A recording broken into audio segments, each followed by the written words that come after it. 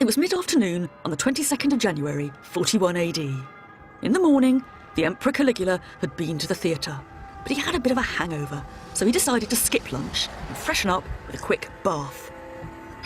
That's where he was going, all on his own, down a back alleyway in the palace compound, when he was jumped by a posse of soldiers. The first blow to his neck, or some said to his chin, didn't kill him. But the next 30 or so did. One nasty rumour said that the assassins ate his flesh. Caligula was just 28 years old. He'd been in power for less than 4 years. It was an extraordinary moment in Roman history. Only Rome's third emperor, it's Caligula, who has come to stand for the corruption, horror, and excess of imperial Rome. Psychopath and depraved, he is said to have ruled by the sword, to have made his horse into a consul, and to have insisted he be worshipped as a living god. And ever since, he has become a template for tyranny, with chilling echoes right up to our own age.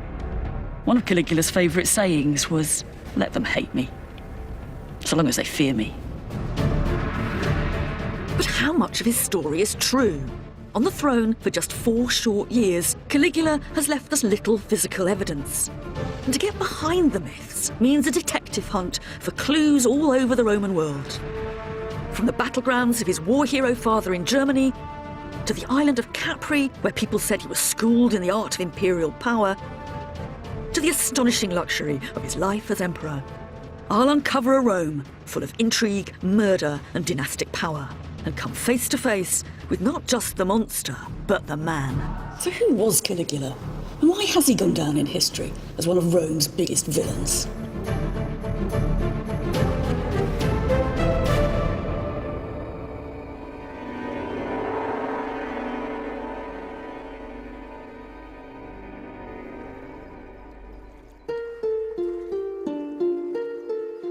The first clear sight we have of Caligula in any historical record is a long way from Rome. From about the age of 2, Caligula spent his childhood on the road on the empire's northern frontier, parcelled round from army camp to army camp with his mum and his dad, one of Rome's most charismatic military commanders. By now, Rome had been under one-man rule for just 50 years. And a generation after the first emperor Augustus, power was in the hands of one family, Caligula's. His father was Germanicus, the blue-eyed prince of the imperial family, the nephew of the Emperor Tiberius, and himself tipped for the throne. His mother was Agrippina, the granddaughter of the first emperor Augustus, who was himself the adopted son of Julius Caesar. In the world of ancient Rome, you didn't get more blue-blooded than Caligula. He was born Gaius Caesar Germanicus, a name he inherited from his father, meaning something like thrasher of the Germans. And these were the family fields of honour, the killing fields where Caligula's ancestors cemented their reputations and political power. Today, the Roman Museum in Xanten has been built not far from one of the legionary camps where Caligula spent time as a boy. Inside, there is a remarkable collection of Roman military gear, from medals of honour with portraits of Caligula's dad Germanicus and mum Agrippina dished out to soldiers, to what was then the most technologically advanced armour and weaponry on the planet. There are cavalry helmets and daggers, the remains of frighteningly powerful crossbows, and rainstorms of piercing arrows, all of which remind us that Caligula's childhood playground was not some cosy peacekeeping mission, but a vicious war zone. But perhaps the museum's most intriguing artefact is also its most humble. This is a perfectly preserved Roman caliga, a standard army-issue soldier's sandal made of tough leather with hobnails on the sole. If there's one object that's really associated with Caligula, it's the caliga. The story goes that when he was a boy and he was living on military camps with his parents, his mum had him dressed up in the uniform of an ordinary Roman soldier, right down to the caligae. He was a kind of baby squaddy, the legionary mascot.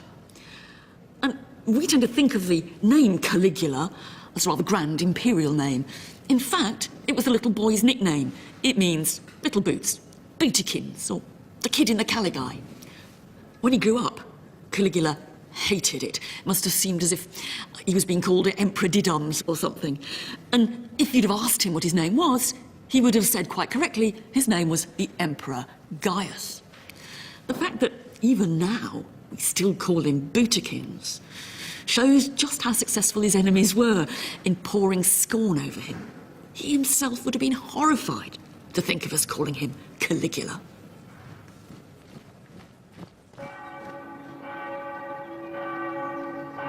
In the 1960s, in this small hilltop town in Umbria, a group of workers dug up an enormous bronze statue of Caligula's father, Germanicus, that once stood on what was probably an army parade ground on the edge of town.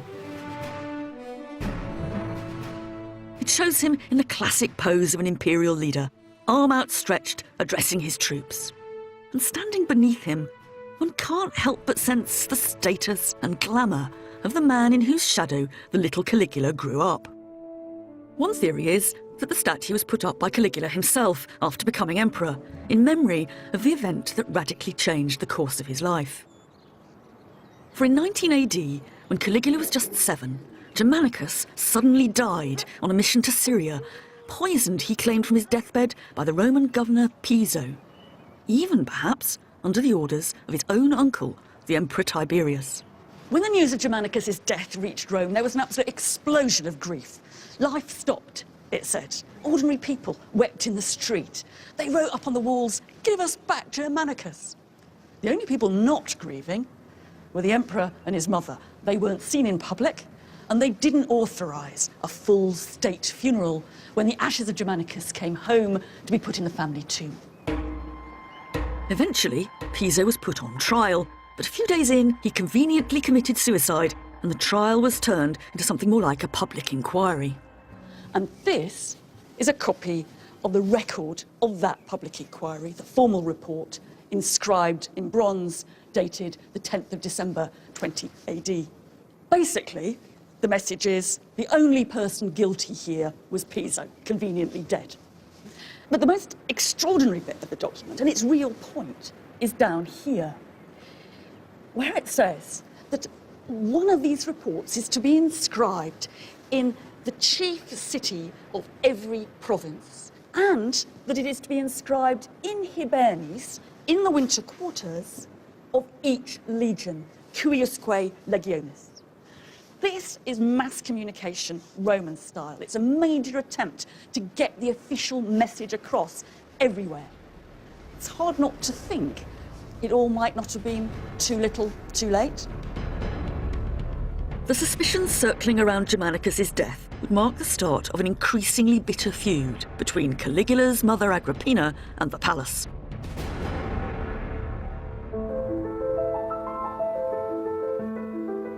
Convinced that Agrippina and her sons were plotting against him, Tiberius banished her to a remote island off the coast of Italy.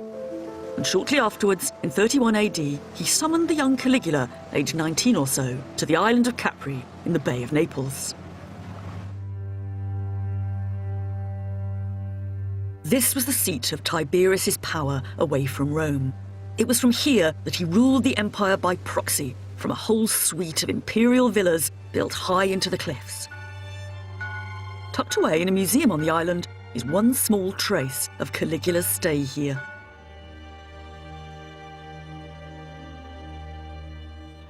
This may not look very much, just like a bit of old Roman brick stuck in a wall, but actually it's the only physical evidence that we have of Caligula's presence on Capri, because it's got his name stamped across it, Gaius Caesar. And that raises the question of what he was doing here and why Tiberius brought him. And there have been all kinds of theories. Was he here to be under surveillance? Was he here because Tiberius liked the kid? Or was he here to be groomed to be emperor and learn to start building like an emperor should? Away from prying eyes, it was here, Roman writers later surmised, that Tiberius schooled the young Caligula in the dark arts of tyranny and excess. And the stories they told of what Tiberius got up to here are all fantastical sex and violence. those people he wanted to get rid of, he had chucked over the cliffs. And he'd stationed a platoon of sailors in boats at the bottom to finish them off with their oars if they weren't yet dead. And for poolside fun, he had a troop of little boys, his little fishes, he called them. They'd been specially trained to swim between his thighs while he was in the pool and nibble his genitals. Whatever Tiberius really got up to, we do know that Caligula's time in his charge was defined by remarkable brutality, much of which was aimed at his own family. For while Caligula was living in the lap of luxury, his mother Agrippina was beaten up. She lost her sight in one eye, she went on hunger strike, was force-fed, until finally she starved to death. Not only that, both his brothers came to violent ends. One by one, Caligula had lost his father and his mother and his two elder brothers. He and his sisters were the only ones in the family left.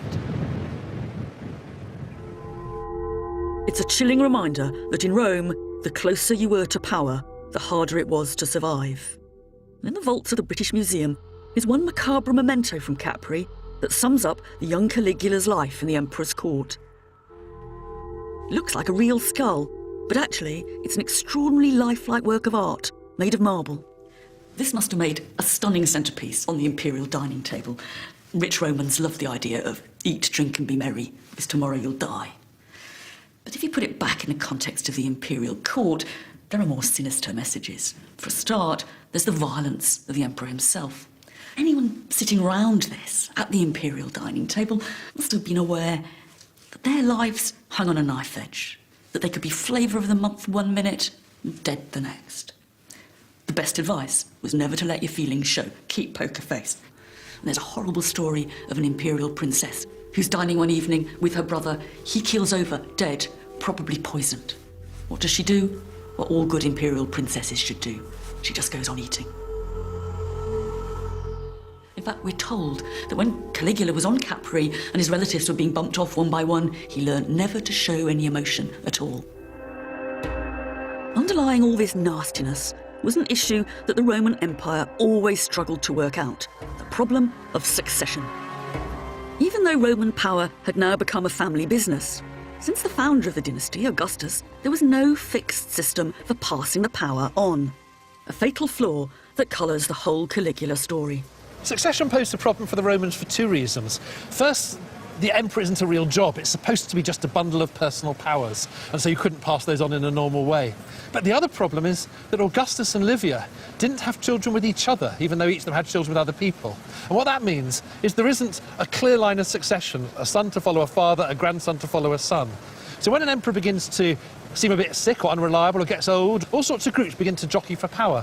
There's the legions in the provinces, there's the imperial bodyguards in Rome, you've got the courtiers, you have the ex-slaves in the palace who want to know who's going to own them next, and then you've got various imperial women trying to get their sons into power. And so it's a very, very unstable situation. It is that instability and the uncertainty of it all that both produces real violence and also allegations and rumours of violence. That's right. First thing that Tiberius does when he succeeds Augustus is he sends a boat to an island on which one of his relatives has been kept in exile for decades to have the boy killed because he could have been an alternative.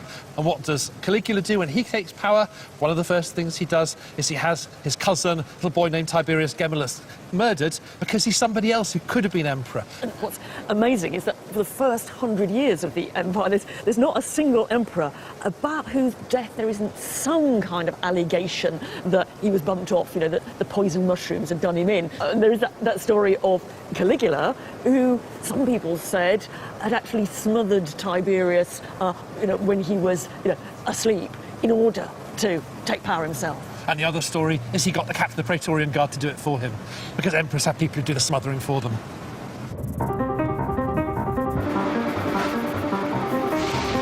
However Tiberius really died, 2 days after his death, on March the 18th, 37 AD, the Senate declared Caligula Rome's third emperor. He could now triumphantly return to Rome as the ruler of the known world. He was just 24 years old. At the time, he must have seemed the best choice. As the childhood mascot of the troops and the son of the great Germanicus, he had the support of the army. and as the great-grandson of Augustus, he could claim a direct bloodline back to the founder of the dynasty. And to the adoration of the crowds, one of Caligula's first acts as emperor was to make a huge play of these family connections. Braving the stormy seas, he made a great song and dance of bringing the ashes of his dead mother back to Rome, burying her with his own hands here in the enormous family tomb built by his great-grandfather, the mausoleum of Augustus.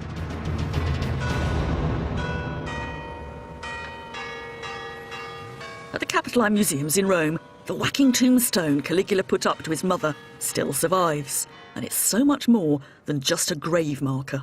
It starts by saying, ossa. These are the bones, in fact the ashes, of Agrippina, the daughter of Marcus Agrippa, the granddaughter, Neptis, Divi Aug, of Augustus, the first emperor, who's now a god, a deus. And she's the wife, the uxor, of Germanicus Caesar, the golden boy of the empire. And she's the mother, Martris, of Gaius, Caesar, Augustus, Germanicus, Princeps, the emperor Caligula. In a way, it says just as much about Caligula. This is his manifesto to his right to imperial rule. But there was another way in which Caligula could get the message across about who was now in charge. By the money he minted, stamped with his portrait, and which he showered down on the people of Rome. Caligula is supposed to have been absolutely spectacularly generous. He's said on some occasions to have gone up to the first floor of a building in the Forum and actually thrown money, thrown coins at the crowd. They would have got some good cash to take home, but more important in a way, you'd also go home with a message. Because one of the ways that emperors could get their version of events and their slogans across to the Roman people at large was to put them on the coins. So you literally carried around the imperial propaganda in your pocket. In Caligula's case, they hammer home the point about the royal blood flowing through his veins. This one shows Caligula on one side, his father, the great Germanicus, on the other. Another shows a carriage parading a statue of his mother in celebrations founded in her honour. And even more important, this one shows Caligula sacrificing a bull at the temple of his great-grandfather, the god Augustus. But this one has an even more pointed message. On the one side, there's a really gorgeous portrait of Caligula, and his name here, Gaius Caesar. But on the other, you can see what must be him standing on a box, his arm outstretched, and he's talking to a group of soldiers. And it says at the top, adlocute, short for adlocutio, the speech of the emperor to his troops. And underneath, COH, short for cohortes, the cohorts of the Praetorian Guard. And the message of this is clear. Whatever family background you have, whatever deals you've done, nobody in Rome can become an emperor unless they've got the support of the army. And this is what many modern despots and tyrants have also discovered. Without the support of the troops, you're either deposed or you're dead. These coins give us an idea of how an emperor branded his image in the days before TV and radio.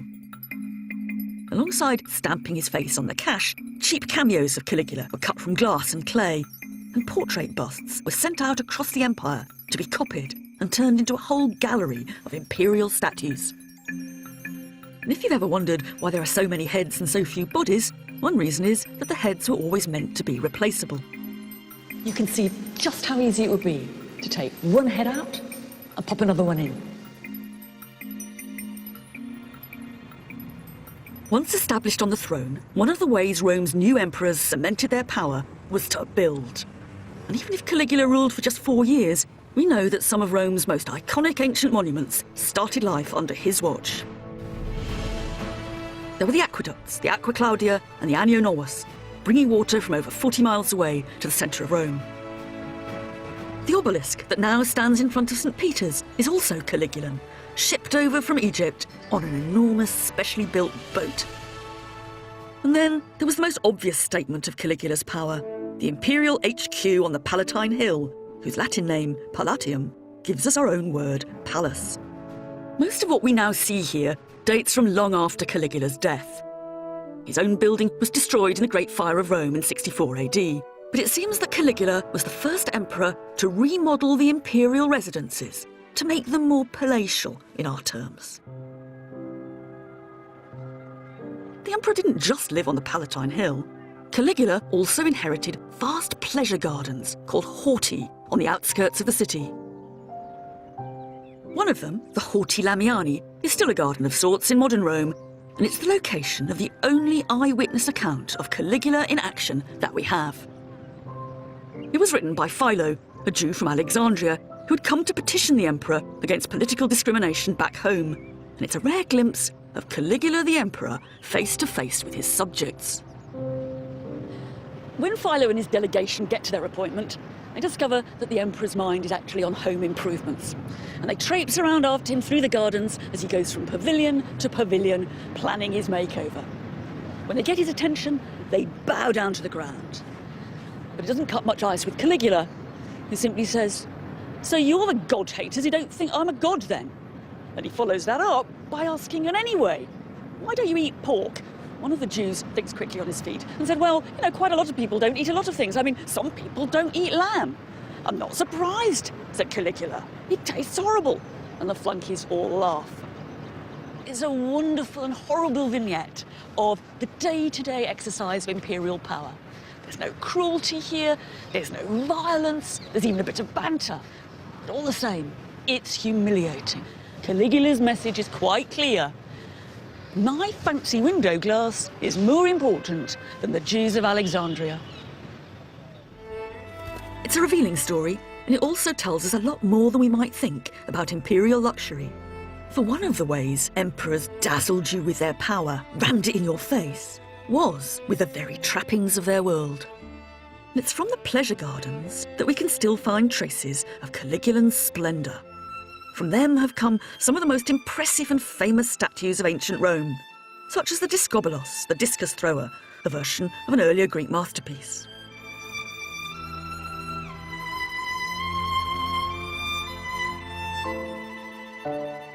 There's the Maid of Anzio, found at the palace where we think Caligula was born. And the sleeping hermaphrodite, a wonderfully urbane joke, the kind the palace just loved. On the one side, she's a luscious sleeping woman. On the other, she's definitely more of a bloke.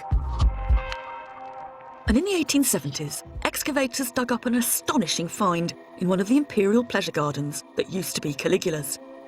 Hundreds of precious stones, rubies, garnets, carnelians, bits of rock crystal and amber, embedded in amazing frames of filigree silver and gold. When this stuff was first discovered in the 1870s, no one could quite work out what it was. One idea was that they'd come across a throne room. But there's just so much of this stuff that I think we have to imagine precious stones literally embedded in the palace walls, twinkling in the lights at night, looking amazing, or perhaps a bit tacky during the day. We do know that Caligula was dead keen on pearls, and one contemporary witness says he actually used to like slippers with pearls sewn into them, which, if you ask me, is a far cry from those little military boots he started out with. It's a cute vision, a newly crowned emperor showing off his pearled slippers to his flunkies. But it's also another example of how the imperial family used the ostentation of their world to unsettle and disarm. This is one of the most iconic and impressive imperial paintings from ancient Rome, the so-called Garden Room, designed for Caligula's great-grandmother Livia, in whose home Caligula spent time as a boy. It's an impossibly utopian scene. The trees are all full of perfectly ripe fruit. Every flower is perfectly in bloom, and in the gloom of the flickering lamps 2,000 years ago, it'd be hard to know whether we were looking at a real garden or a painting of one. And of course, that sort of illusionism is one of the most impressive trademarks of Roman art. But it's also slightly unsettling. The blurring of the boundary between the fake and the real is one of the factors about Roman court culture that made it so scary. You never quite know whether what you're looking at is real or an imitation, pretense or reality. On the one hand, what you think is real turns out not to be. And there's a great story about going to dinner with Caligula, looking at the fantastic spread. It all looks wonderful until you spot that the food on the table is made of gold. It's very precious, but what you're supposed to do can you pretend to eat it? And on the other hand, what you think is fake can turn out to be deadly real. There's another story of Caligula having what looked like a practiced gladiatorial bout with an opponent with wooden swords, except that Caligula had a real weapon. So this all looks very impressive. It's all very lovely, but it reminds us that there's a more shadowy, sinister world of smoke and mirrors in the imperial court. It's a perfect example of the choreography of threat that lurked beneath everyday palace life. A threat, if we think about it from the emperor's point of view, that worked both ways. The labyrinthine corridors of the palace were teeming with people, visiting dignitaries and spies to the collectors of the imperial rubbish. It must have been a security nightmare. How did the emperor ever know who was who? And how did he marshal his own security? They did have a system of passwords. The emperor would issue a new one each day, and you'd have to say the word if you were challenged. But that wasn't enough for the most anxious emperors. One of them is said to have had the walls of the palace lined with mirrors, so he really could see who was coming up behind him. In this world, where the emperor was always watching his back, the people he ended up trusting the most weren't just his personal security force, but also his slaves. And high up on a wall of a museum in Rome is the record of the staff from one of Caligula's actual palaces. Each one tells us what they did. Here's one, for example, Saturninus Sphere. That's short for Spherista. Spherista means ball player, but perhaps Saturninus was a personal trainer. We've got our Gaius. He's a gubernator, the helmsman, perhaps on the imperial yacht. But perhaps my favourite of all is this chap here, Venustus Spec.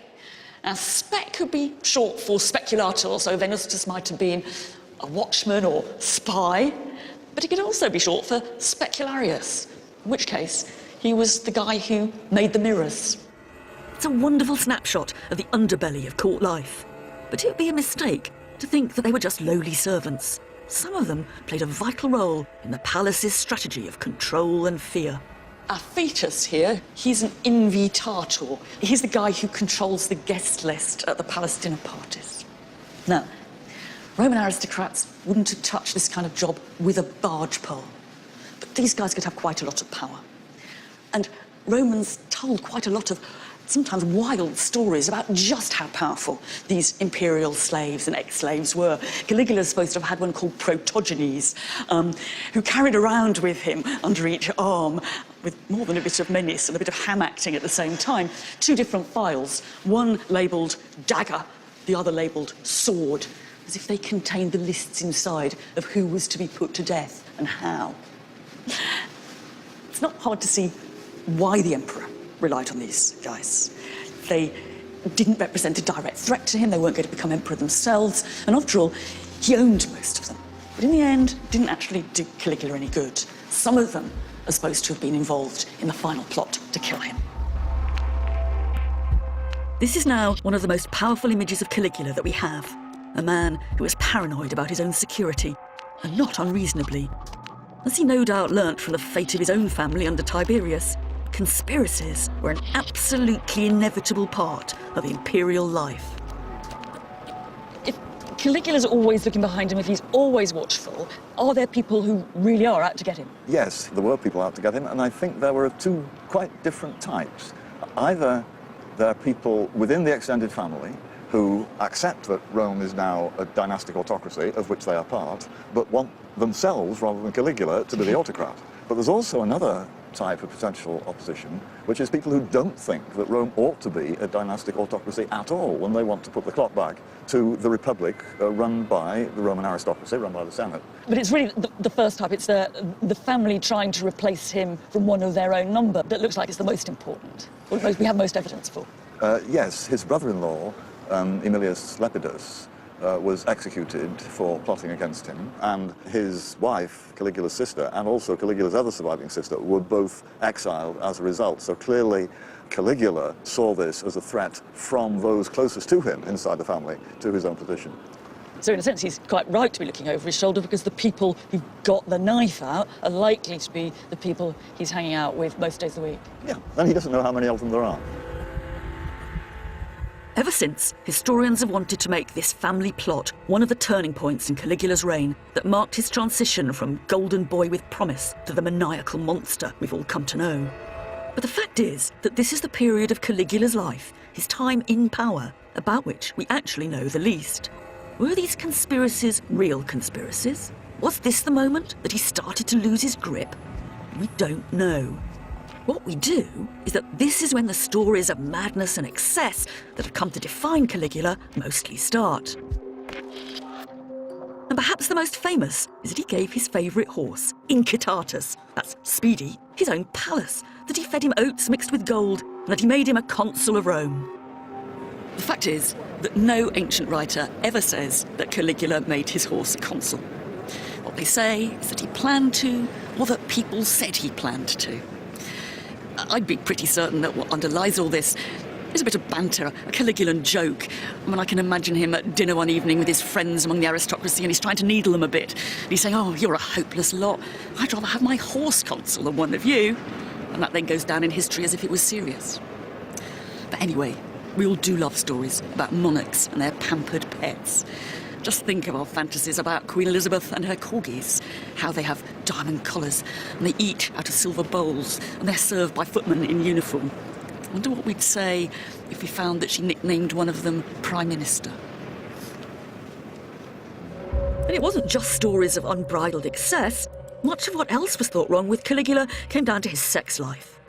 It was said he turned his palace into a brothel, loved dressing up in women's clothes, and was so insatiable for sex, he wore out his male partners. For us, Caligula has become more than anything a byword for sexual excess and perversion. We can hardly hear his name without conjuring up images of drunken orgies, sex in the wrong place, with the wrong people, with little boys, married women, virgins, and most notoriously, with his own 3 sisters. If we were making a porn movie Roman style, we'd be bound to cast Caligula in the lead. And if these stories have been added to and embellished over the years, they actually first appear in sources written years after his death, mostly by the 2nd century biographer Suetonius. And they tell us just as much about the anxieties of the Roman elite as they do about Caligula. So you get these tales about you go to dinner with Caligula, you're a senator, and you take your wife, and then in the middle between courses you suddenly discover that the emperor has gone out of the room with your wife, and they come back a bit later, they all look a bit flushed, and then the emperor says, "Oh, she's not very good in bed, is she?" Yeah, and I think associated with those stories, there's the account of how people come into the banquet, Caligula's, on his couch, people file past the end, and he acts like someone at a slave market, sort of checking out the girls, trying to decide which one he's going to select for later. So this is how the emperor shows his power, is by humiliating the elite in all sorts of different ways, and this is one way amongst many. But perhaps the most damning story was Caligula's incest with his favourite sister Drusilla, with whom, as a boy, he was said to have been discovered in bed by his own grandmother. There's no actual accusation of incest by anybody absolutely contemporary with Caligula, is there? And even this Suetonius stuff where he's talking about Granny finding them in bed, I mean, it's quite interesting that even Suetonius is only saying people used to say that. Yeah. The gossip was, whereas he's quite clear that incest took place. When it gets to the detail, it's all kept at a distance. Yeah. Yes, and I mean, I think even Seneca, who's pretty much Caligula's contemporary, he does talk about when Caligula's sister Drusilla dies, Caligula's excessive grief for Drusilla, that he kind of doesn't know what to do with himself. He dashes off to the country, he dashes back to Rome, he tries to console himself with gambling, and he goes around in a terrible state. But he doesn't link that to perverse sexuality. I mean, I think there's also the sort of dynastic aspect of it. I mean, the stories about incest are partly about their anxieties about the way that power's now transmitted in the Roman world, that instead of its going from one lot of middle-aged men to another lot of middle-aged men, through a proper process in the Senate. It's it's one family that's holding on to power, and the women in that family then have influence in a way they never had previously done under the Roman Republic. So really what these stories are telling us about power? I think that's right. He is a youngish man, he's not a great military leader or anything like that, but he's got all this power as leader of the Roman world, and his relations with the Senate are clearly very uneasy, so that they tell all these stories about his outrageous behaviour. Perhaps this is a clue to one of the problems of Caligula. Whereas Augustus and Tiberius had come to power after prominent military careers, Boutykins was thrust on the throne at just 24. Without the military pedigree or political experience to earn the elite's respect, it's hardly surprising he might cast around for alternative, more king-like models of leadership, and that included presenting himself as both emperor and god. The boundary between Roman emperors and the gods was always a fragile one, but Caligula trampled right through it. He's said to have insisted on being worshipped as a god in his own lifetime. And to make matters worse, we're told he transformed the most symbolic space in Rome, the People's Forum, into his own stage to be worshipped. One story was that he turned the temple of Castor and Pollux into the porch of his own house, and used to go and sit there between the statues of the gods, waiting to be worshipped. Another story was he used to go up to the Capitoline Hill to talk to Jupiter there, and then built a bridge between the Palatine and the Capitoline to make those conversations a bit easier. It's even said that he had flamingos sacrificed to him. If there's now nothing left of these buildings above ground in the Forum, archaeologist Henry Hurst has uncovered evidence beneath that suggests they might not be entirely fantasy. We dug over all of this area and were very lucky in that we found some unusually well-dated remains, and we could date them pretty much to around 40 AD, around the time of Caligula's reign. And what they consisted of was a large courtyard going that way towards the hill, and behind it a very grand room, and a grand courtyard. And then where we are, a big enclosure with a central monument, and the combination of that and this grand courtyard and room makes one think of some sort of a palatial complex. And on the other side of that wall is the temple of Castor and Pollux. Yes. So the story that Caligula extended the palace out towards the Forum and made the temple his vestibule seems quite possible because these remains are huge and palatial and very close to the back of the temple. And what about Caligula's fantastical bridge to Jupiter on the Capitoline Hill, which, if true, would have spanned a distance of over 250 metres and been 30 metres above the ground? The sane and traditional view of this is that the bridge was just a timber footbridge which went from somewhere high up, using the roofs of buildings, and ended up over in the Capitoline, so you wouldn't find any traces archaeologically. But we have the mystery of what we're standing on. What it looks really like is a pier of the Roman bridge at Verona. These looked like that quite a bit, so we thought, is this a bridge pier? And in favour of that is this question of levels, because the temple behind us there is one story up from where we are. There's also the story about how Caligula threw coins from the roof of the Basilica Julia, also one story up, and that was just over there. So it would be quite sensible, if you were having a bridge, for it to be effectively one story high, so that it could link these things all at first floor level. So raised walkway, and then up to the Capitoline. And then eventually up to the Capitoline, yes. It's just a small block of marble, a tantalising clue to the lengths Caligula went for his own self-aggrandisement. But it also points to the difficulty we now have in separating fact from fiction. After just 4 years in power, there's little hard archaeology that we can tie to Caligula for certain. But there is one site not far from Rome where we can. This is Lake Nemi, one of Caligula's favourite places. And it's where all the myths come together. The uncontrolled extravagance, the divinity, and even the violence. It was known in the ancient world as the Speculum Dianae, the Mirror of Diana. And in the 1930s, it was the site of one of the most stunning finds in Roman archaeology. 2 enormous floating villas that were so large and so lavish that they'd become the ultimate symbols of Caligula's excess towards the end of his reign. And unsurprisingly, it was Italy's 20th century tyrant, Mussolini, who spent a fortune raising them from the mud and installing them in a huge museum at the end of the lake. The shells of the boats were tragically destroyed in the Second World War. Now we've only got models, but much of the hardware still survives. No doubt whose boats these are. It says Gaius, Caesar, Augustus, Germanicus. These are Caligula's barges. It's a bit hard to know what a water pipe's doing on a boat. They can't be ordinary boats. Perhaps they're bringing the water to Caligula's hot tub under the stars. Suetonius has left us a vivid description of other Caligulan boats. So luxurious, they had jewelled prows, sails of purple silk, and bathrooms of alabaster and bronze.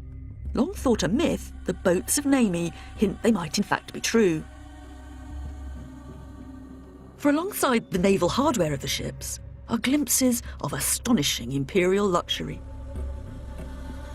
There are rows of columns made from Grecian marble, sinister sculptures of Medusa heads and huge golden hands, beautifully sculpted mooring rings of wolves and lions, and balustrades cast in solid bronze. There have been all kinds of theories about what these boats were actually for. Some people have thought they must have been religious. Was it here that Caligula came to commune with the goddess Diana by the light of the moon? Or was one of them a temple to the Egyptian goddess Isis? Or were they just very lavish pleasure barges? Romans with too much money loved nothing more than to build out onto water. Was that what Caligula was up to? The boats of Nemi will no doubt always remain an enigma. But there is one place on the lake where Caligula's intentions come into sharper focus. All around the shore were dozens of shrines and temples that went back hundreds of years. And one of them raises troubling questions about whether he was a victim or actually a colluder in his own fate. This was once the sanctuary of Diana, a richly decorated temple in a grove of sacred trees. There was just one weird thing about the sanctuary of Diana, and that was the priest in charge, the so-called King of Nemi, the Rex Nemorensis. First of all, he was a runaway slave. And secondly, in order to get the job, he had to kill the present incumbent. If you wanted to become Rex here, you came to the sanctuary, you went and found the special sacred tree, you pulled off a branch. If you managed to pull off that branch, you were allowed to challenge the current priest to a fight to the death.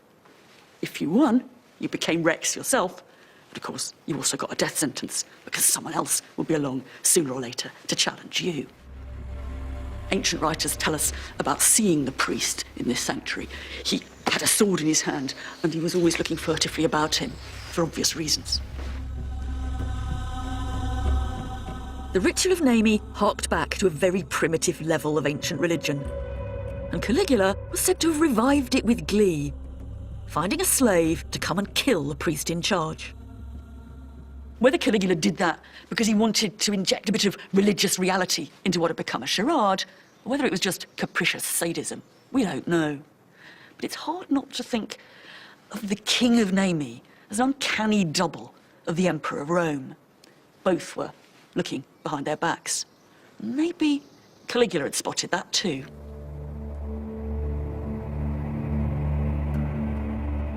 However knowing Caligula might have been, in the end, it didn't save him. On the 22nd of January, 41 AD, he was assassinated after just 3 years, 10 months, and 8 days in power. And if the facts of Caligula's life might forever elude us, ironically, it's his death about which we know the most, thanks to a graphic account written by a Jewish historian, Flavius Josephus. Peter Wiseman is taking me to where he thinks is the exact spot where Caligula, the Emperor Gaius, was set upon by members of his own personal security force.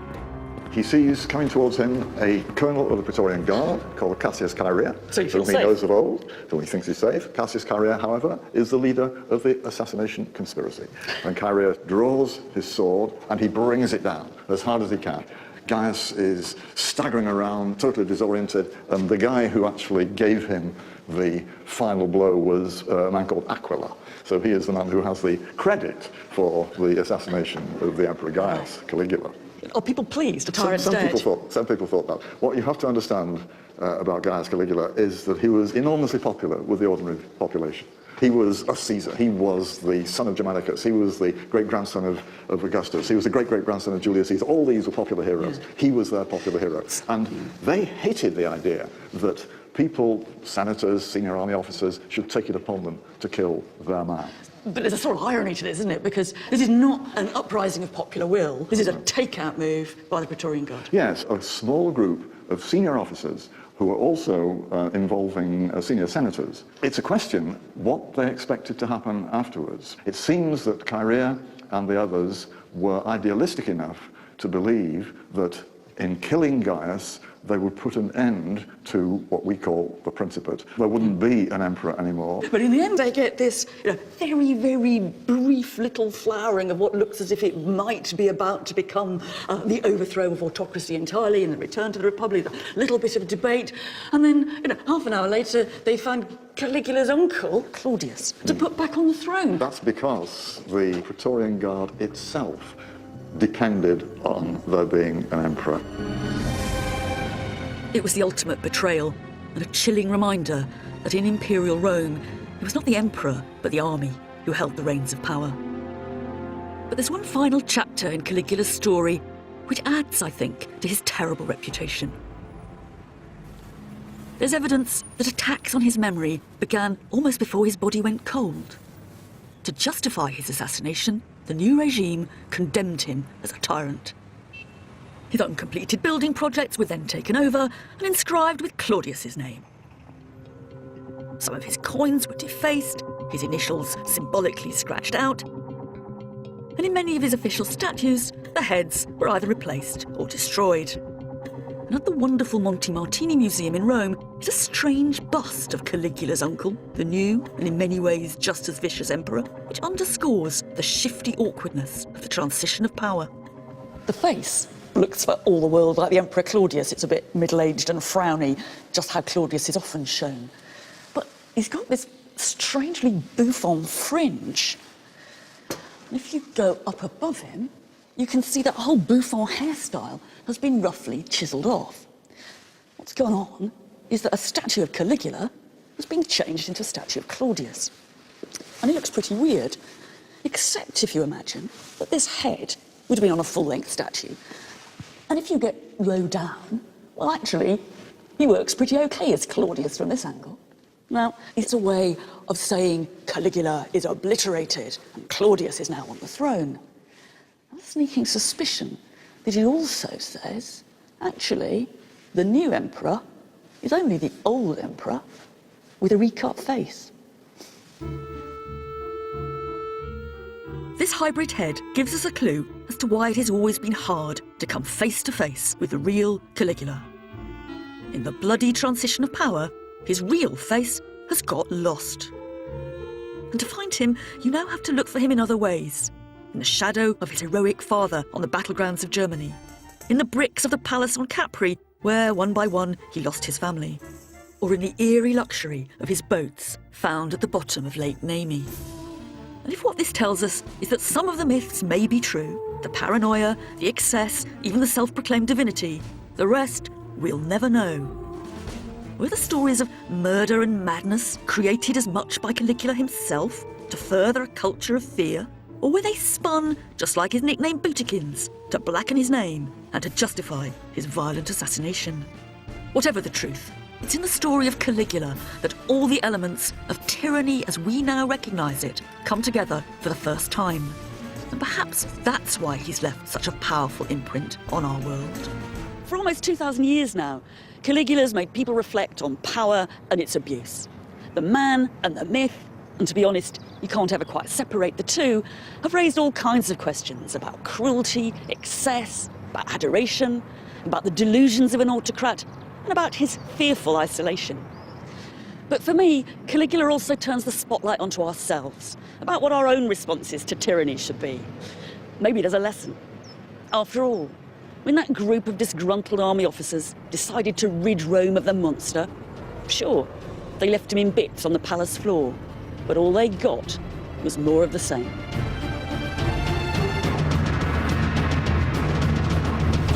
Learn more about Caligula in Mary Beard's blog, which is online now. More Roman history later when we unlock the secrets of a mysterious tomb that contains more than 2,000 skeletons. That's at 11:20. Next though, have a laugh with the Sarah Millican television programme.